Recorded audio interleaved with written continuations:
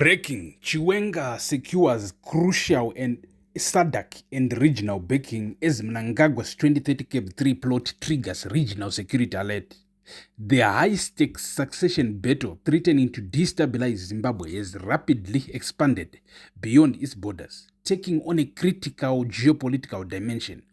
Vice President Constantino Chiwenga has reportedly secured crucial diplomatic backing from key powerhouse nations within the Southern African Development Community (SADC), effectively isolating President Emmerson Mnangagwa's crumbling 2030 term extension agenda on the regional stage. The sudden diplomatic realignment follows intense covert backroom lobbying by deep state envoys and retired military diplomats. Regional heavyweights, most notably South Africa and Angola, have reportedly expressed deep alarm over Constitutional Amendment Bill No. 3, CAB3, warning the Mnangagwa administration that any attempt to force a constitutional coup will trigger immediate regional instability and economic contagion.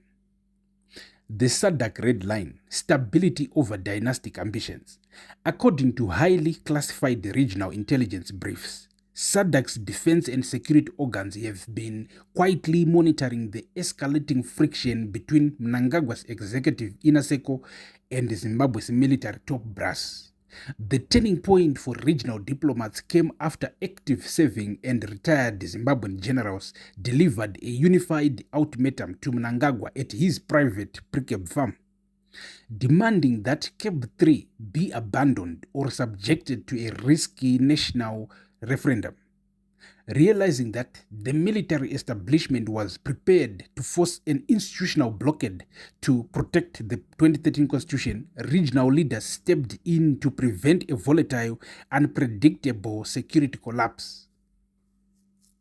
The SADC leaders have made it explicitly clear to Harare that they will not tolerate another explosive political crisis in Southern Africa.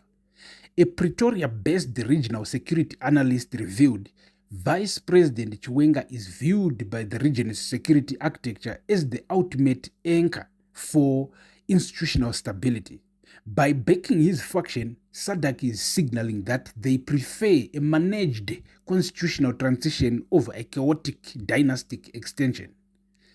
Regional isolation deepens as 2030 faction panics. The formalization of regional backing for the Chiwenga transition has sent shockwaves through Mnangagwa's inner circle, which had heavily relied on regional silence to push through the controversial constitutional changes.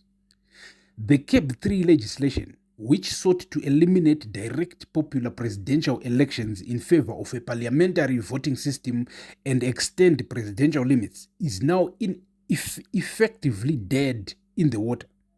The panic within State House has been compounded by total parliamentary paralysis. A powerful youthful coalition of lawmakers has openly defied intense party coercion, bribery, and anonymous death threats, systematically blocking the two-thirds majority required to pass the amendment. Furthermore, regional intelligence agencies have reportedly expressed intense distaste for the rising dynastic influence surrounding the First Family, viewing the hyper-opulent public displays of wealth by Mnangagwa's immediate family as a primary driver of radicalization and fury within Zimbabwe's underpaid military barracks.